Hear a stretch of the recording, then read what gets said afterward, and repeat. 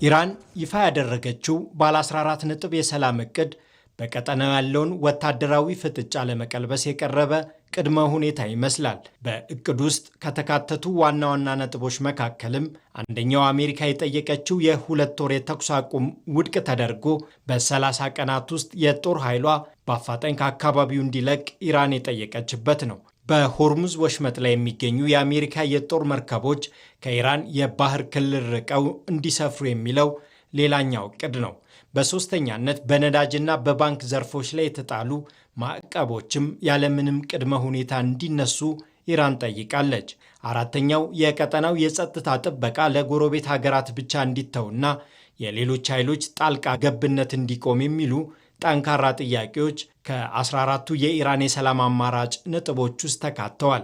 ቀሪዎቹ ነጥቦችን በቴክኒካዊ የደህንነት ትብብርና በእስረኞች ልውውጥ ዙሪያ የሚያጠነጥኑ መሆናቸው ተመላክቷል።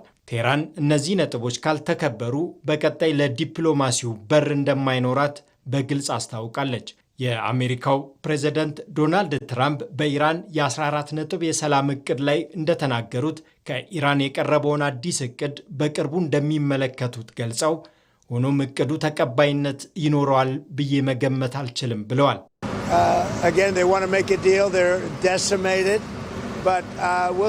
ይህ የሰላም እቅድ የማይሳካ ከሆነ በቀጠናው ያለው ጦርነት ወደ ከፋ ደረጃ ሊያመራ ይችላል የሚል ስጋትን ፈጥሯል። ዋነኛውና ሌላው ጉዳይ የሆርሙዝ ወሽመጥ መዘጋት ነው። ቴህራን ወሽመጡን ሙሉ በሙሉ በመዝጋት የዓለምን የነዳጅ ዝውውር ሽባ ካደረገች የነዳጅ ዋጋ በአንድ በርሜል ከ$180 በላይ ሊያሻቅብ ይችላል። ይህም የኢንዱስትሪ ምርቶችን ከማንበርከኩም ባለፈ በትራንስፖርት ወጪ መናር ሳቢያ የምግብ ዋስትና ስጋት በእያንዳንዱ የዓለም ክፍል ደጃፍ ላይ እንዲያንኳኳ ያደርገዋል።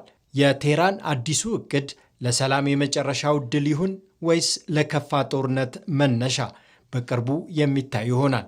የትራምፕ አስተዳደር በዲፕሎማሲና በጦር መሳሪያ ሽያጭ መካከል የያዘው አቋም ግን ቀጠናውን በፈሳሽ ባሩድ ላይ እንዳስቀመጠው ግልጽ ነው። ዋሽንግተን ለነጥቦቹ የምትሰጠው ይፋዊ ምላሽ የዓለምን ቀጣይ አቅጣጫ ይወስነዋል።